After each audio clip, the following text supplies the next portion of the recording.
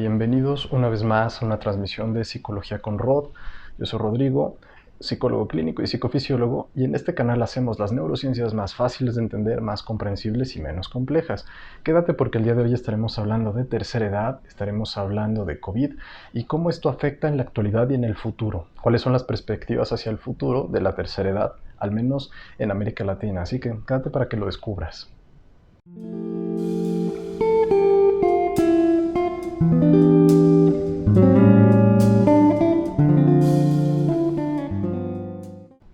Bien, pues platicaré un poco cómo haremos hoy nuestro video. Quiero tocar el tema de la tercera edad, hablando de los rasgos poblacionales que actualmente tenemos a nivel mundial y cómo se ve eso hacia el futuro. Me gustaría hablar del COVID y estos síntomas neurotrópicos, que para muchos es algo desconocido o tal vez medio raro de entender, y cómo nos está afectando, sobre todo poblacionalmente. Así que bueno, comencemos con tercera edad. Para mí, la tercera edad es una de esas etapas de vida donde más aprendizajes quizá podemos tener. Desafortunadamente, en la actualidad está muy devaluado y es la población más vulnerada. ¿Y esto por qué lo sabemos? Por la cantidad de depresión que hay en tercera edad. De hecho, hay un gran porcentaje de la población que vive con depresión en tercera edad. Sin embargo, el COVID es una de esas afecciones que ha afectado o ha aumentado la cantidad de diagnósticos de depresión y de ansiedad en tercera edad, sobre todo por el abandono que ya existía de la población en esta etapa de edad. Ahora, ¿qué es lo que sabemos? Actualmente, hablando un poco de tasas poblacionales por la Organización Mundial de la Salud, se dice que para el 2050 nosotros tendremos cerca del 16 o 17% de la población mundial mayor a 65 años y que tendremos más del 20 o 22% de la población mundial mayor a 60 años, lo cual quiere decir que más de un 20% de la población a nivel mundial para el 2050 tendrá ya la tercera edad. ¿Esto por qué es importante saberlo ahorita? Porque si el día de hoy nosotros no empezamos con programas de prevención en este tema tan particular, el día de mañana, cuando nosotros estemos enfrentando justamente una gran cantidad de población en esta edad, no nos daremos abasto en los servicios de salud. De ahí que vengan muchos programas actualmente que buscan prevenir y generar justamente no solamente la prevención de enfermedades en la tercera edad, sino calidad de vida. Porque mucha gente vive más de 60, 70, 80 años, pero la calidad de vida es donde vemos un problema. Entonces, ¿qué es lo que pasa, por ejemplo, en la actualidad con el trato a nuestros adultos mayores? Bueno, pues sabemos que es una población vulnerada porque es abandonada, sabemos que es una población vulnerada porque se les trata mal, se les abandona en las casas de retiro, y no siempre son casas de retiro adecuadas para vivir.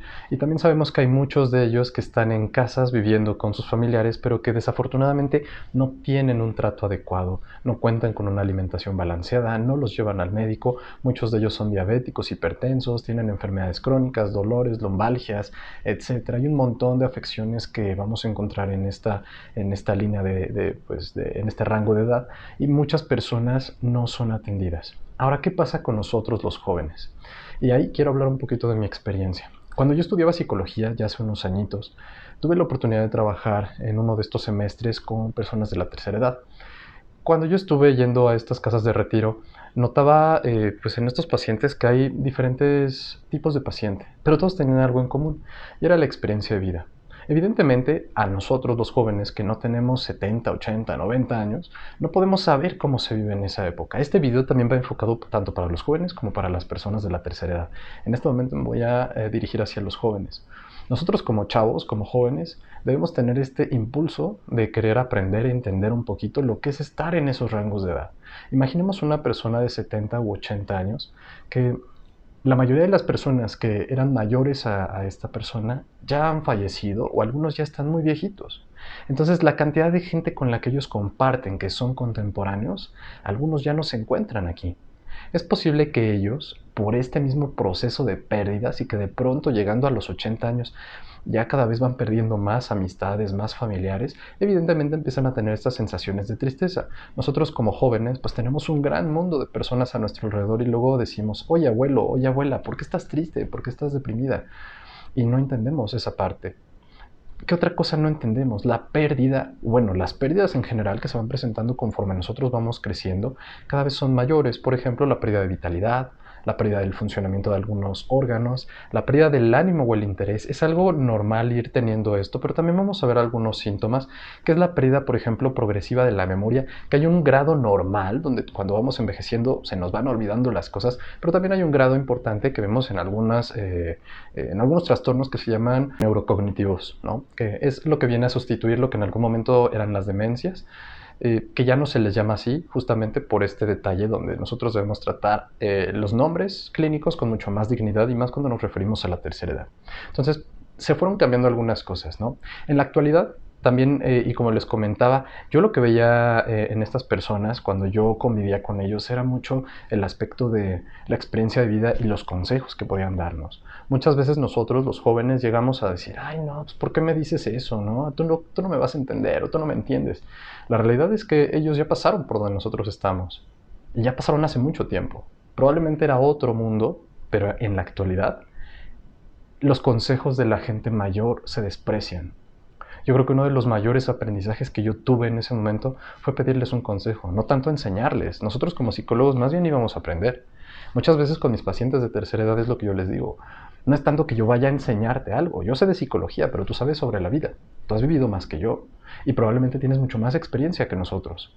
Pero ese conjunto de la psicología aplicada a la experiencia que tienen las personas de la tercera edad nos permite crear nuevos sentidos donde pareciera que ya no los hay.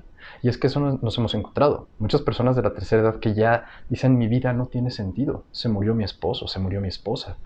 Ahora lo del COVID afectó a una gran cantidad de pacientes, a una gran cantidad de personas que perdieron algún familiar, algún esposo, alguna esposa en la tercera edad.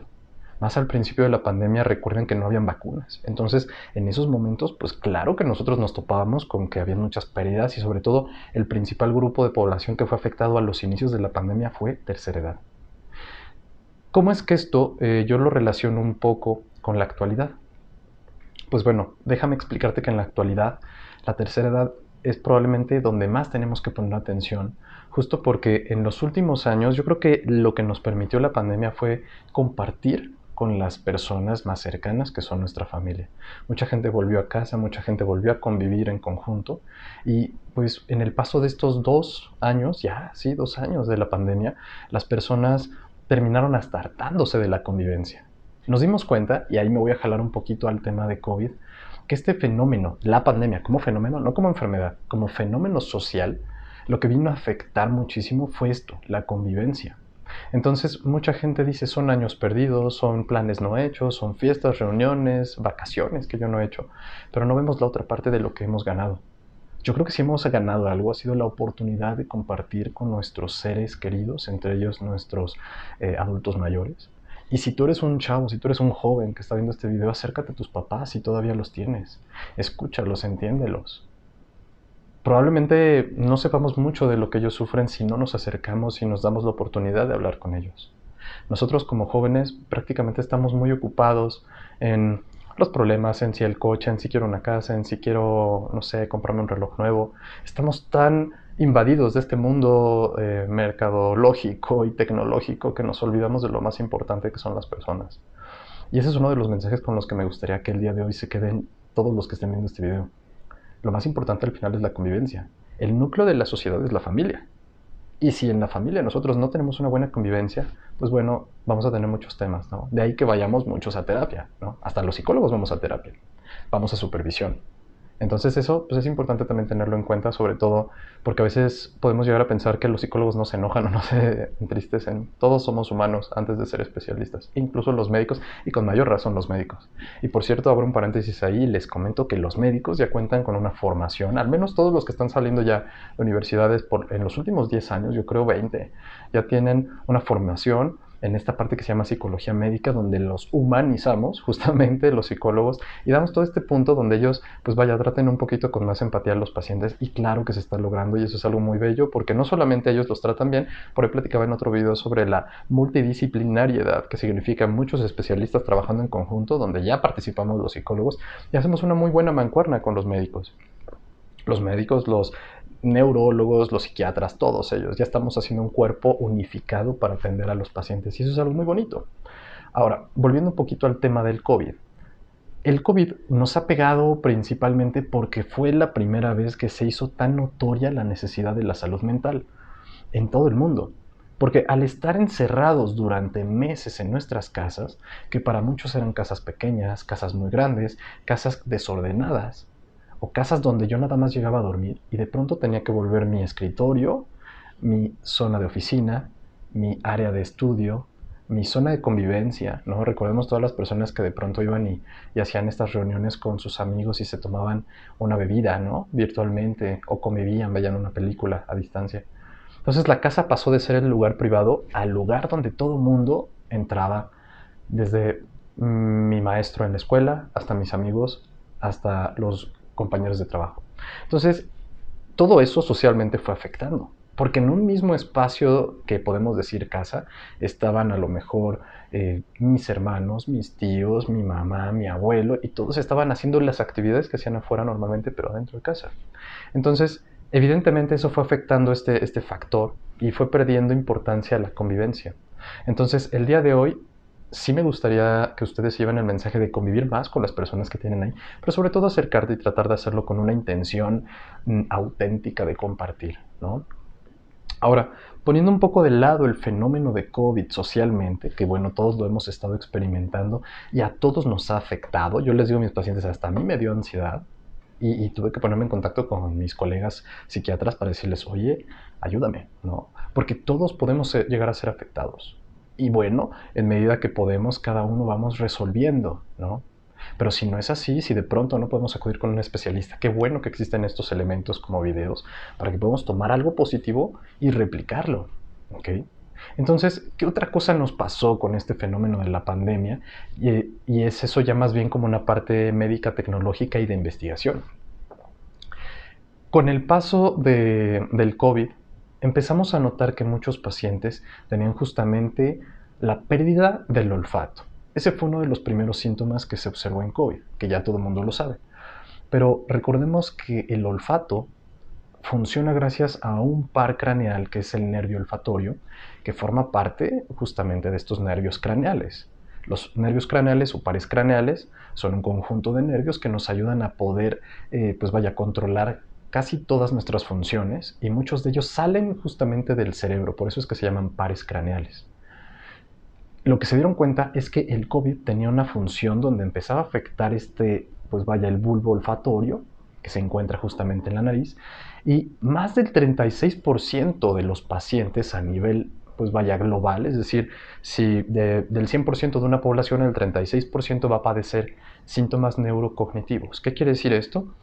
Síntomas neurológicos o relacionados con el pensamiento, que pueden ir desde la falta de concentración, falta de atención, una incapacidad de repente para poder concentrarse o para poder recordar cosas. Algunos pacientes van a tener dificultades que se pueden prolongar cerca de 1 o 2 meses después de haber sanado ya del COVID. ¿Y qué sabemos a día de hoy?